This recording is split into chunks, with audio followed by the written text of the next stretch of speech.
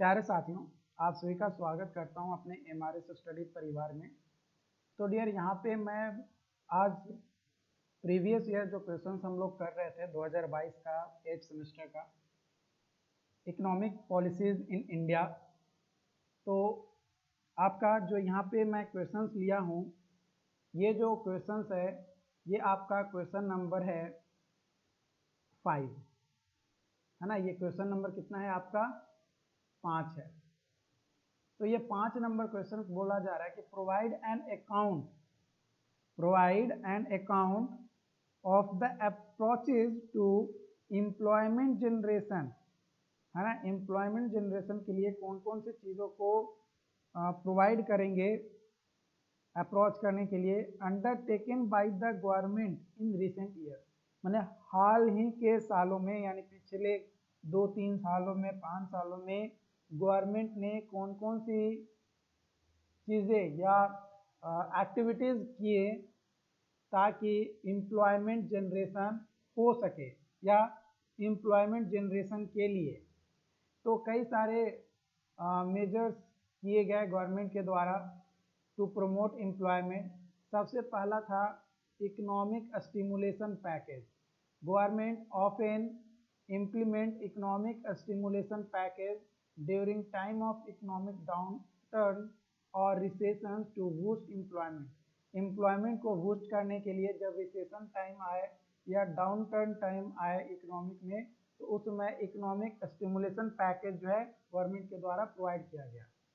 These packages typically involve increase government spending on infrastructure projects जैसे building, road, bridge, schools, hospitals और भी कई सारे पब्लिक फैसिलिटीज थे जो कि इसके अंतर्गत आपके शामिल हुए।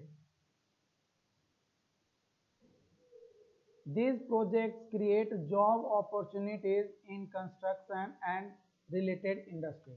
रिलेटेड इंडस्ट्री और कंस्ट्रक्शन में जॉब क्रिएट किया। इसके अलावा दूसरा है entrepreneurship and startup support. Government जो है कई सारे जो स्टार्टअप्स या जो एंटरप्रेन्योरशिप क्रिएट हो रहे थे, बन रहे थे, उससे नए नए जॉब क्रिएट हुए और फास्टर इनोवेशंस हुआ।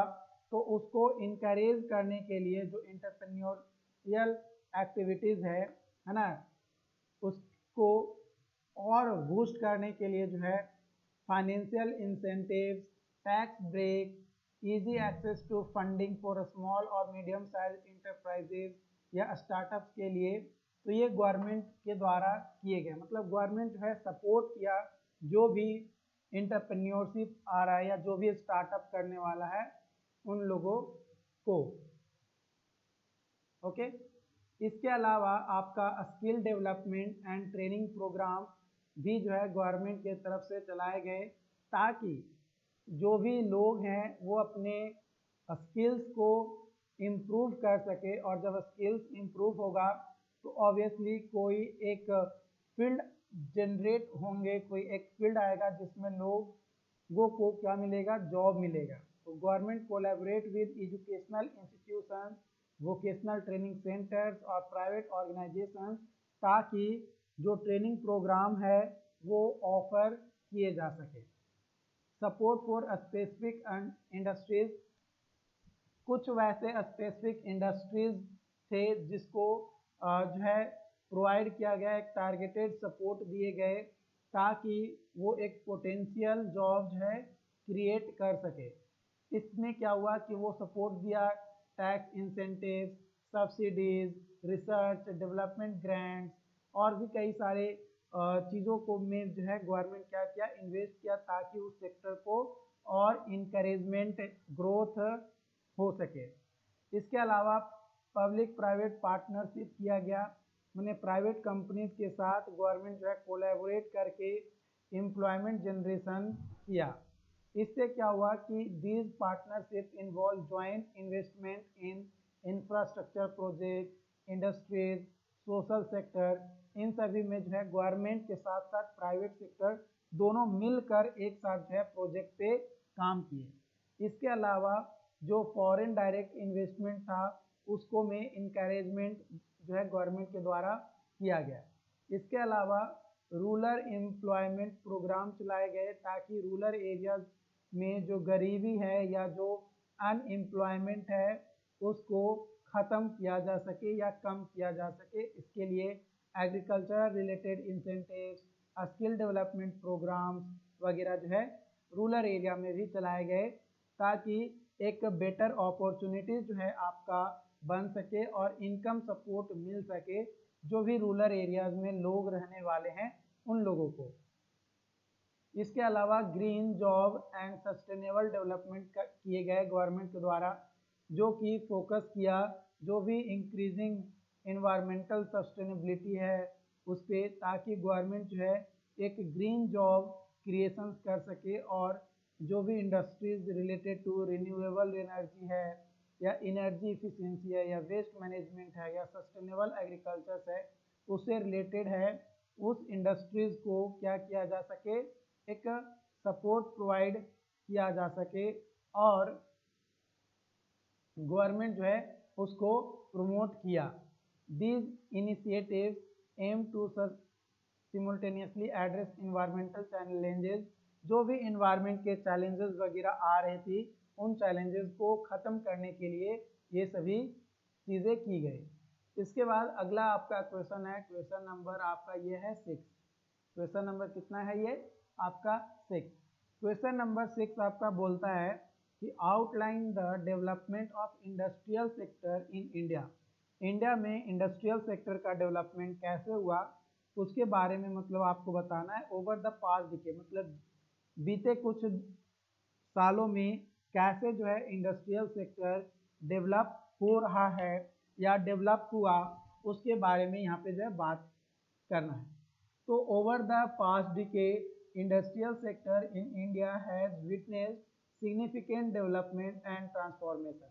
कई सारे डेवलपमेंट एंड ट्रांसफॉर्मेशन किए गए जो कि इंडियन इंडस्ट्रियल सेक्टर फ्रॉम 2011 से 2021 तक गवर्नमेंट जो है इनिशिएटिव्स किया मेक इन इंडिया का, जो कि 2014 में लॉन्च किया गया था। इसका मेन उद्देश्य ये था कि जो भी मैन्युफैक्चरिंग प्रोडक्ट यूनिट्स है वो इंडिया में स्टार्ट किया जाए ताकि फॉरेन इन्वेस्टमेंट को क्या किया जा सके, अट्रैक्ट किया जा सके और जो एज ऑफ डूइंग बिजनेस है उसको सिंपल किया जाए और आसानी से उसे रेगुलेट और जो भी इनिशिएटिव्स है या इंसेंटिव्स है आपको वो प्रोवाइड किया जा सके।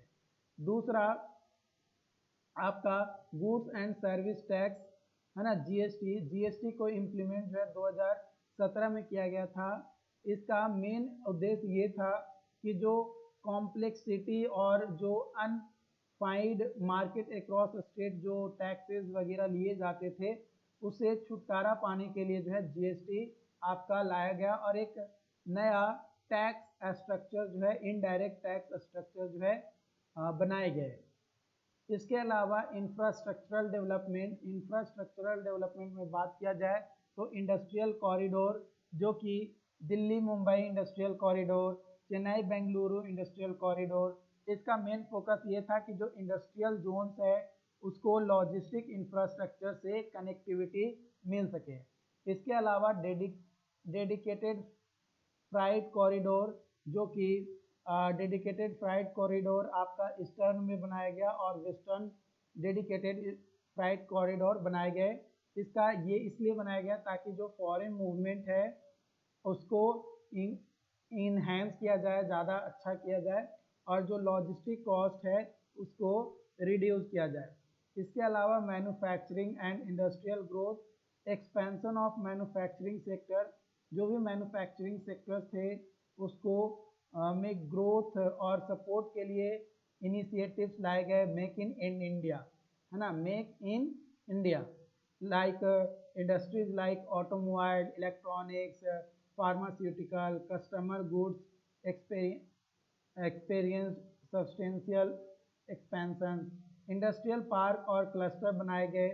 इसका मेन उद्देश्य ये था ताकि जो भी स्पेशल इकोनॉमिक जोन है वो इसमें इंक्लूडेड था ताकि एक प्रॉपर इंफ्रास्ट्रक्चर प्रोवाइड किया जाए और एक स्पेसिफिक सेक्टर और रीजन्स में इन्वेस्टमेंट किए जाए। Digital transformation and technology, digital India initiative जो कि लॉन्च किया गया था 2015 में। इसका मेन उद्देश्य ये था कि जो भी इंडिया है उसको डिजिटली ट्रांसफॉर्म किया जाए, यानी डिजिटल में इतना ज़्यादा अच्छा कर दिया जाए ताकि ई गवर्नेंस, डिजिटल सर्विसेज और डिजिटल इंफ्रास्ट्रक्चर को प्रमोट करने के लिए।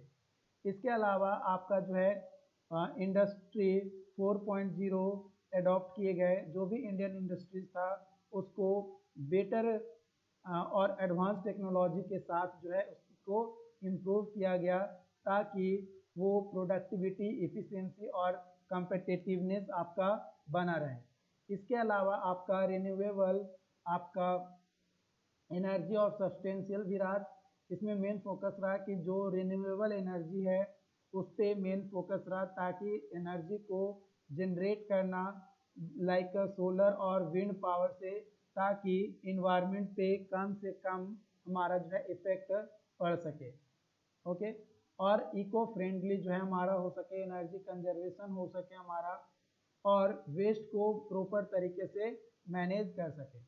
लेकिन ये जो रिफॉर्म्स हुए इसमें कई सारे चैलेंजेस भी आपके थे, जैसे रेगुलेटरी रिफॉर्म्स और इंफ्रास्ट्रक्चरल बोटलनेक, ये दो मेजर चैलेंजेस था। इसमें सिंप्लीफाई रेगुलेशन और एज ऑफ डूइंग बिजनेस और जो अट्रैक्ट इन्वेस्टमेंट था ये मेन इम्प्लीमेंट करना थोड़ा मुश्किल था, है ना। इसमें लॉ को, labour law, land acquisition procedures और इन्वायरमेंटल क्लियरेंस, इन सभी में थोड़ा अमेंडमेंट किए गए। इसके अलावा डिस्पाइट प्रोसेस जो इंफ्रास्ट्रक्चरल गैप था, like inadequate transportation network, power shortage, bureaucratic handrails, ये सभी जो है कुछ चैलेंजेस हुए जब इंडस्ट्रियल ग्रोथ हो रहा था तो। और मेजर इम्पैक्ट आपका पड़ा जब कोविड-19 आपका आया, तो उस दौरान जो कोविड-19 के दौरान जो पेंडेमिक 2020 में आया उसमें भी कई सारे इंडस्ट्रियल सेक्टर जो है इससे अफेक्टेड हुए। इससे उन पे जो है प्रभाव पड़ा, उनके सप्लाई चेन टूटे, है ना, प्रोडक्शन रिड्यूस हुआ और इकोनॉमिक कॉन्ट्रैक्शन जो है यहाँ पे हुए। तो ये सभी चीज़ें जो है आपका हुआ। आई होप कि ये जो क्वेश्चंस मैंने आपके करवाए, दो क्वेश्चंस मैंने जो है आज के इस सेशंस में आपको मैंने लिया। इन दो क्वेश्चंस से रिलेटेड अगर कोई डाउट्स है तो आप हमें चैट बॉक्स में ज़रूर बताएं, और चैनल को सब्सक्राइब कर लिए हैं यूट्यूब पे तो अच्छी बात है, नहीं किए तो आप जाकर कर सकते हो। वहाँ पे भी आपको कई सारी चीज़ें बेनिफिशियल आपको अपडेट वगैरह दिए जाते हैं। बाकी आपके कोर्स में सारी चीज़ें तो बताई ही गई है, प्रॉपर सिलेबस के अनुसार मैंने क्वेश्चंस करवा दिया है, टॉपिक मैंने पढ़ा दिया है।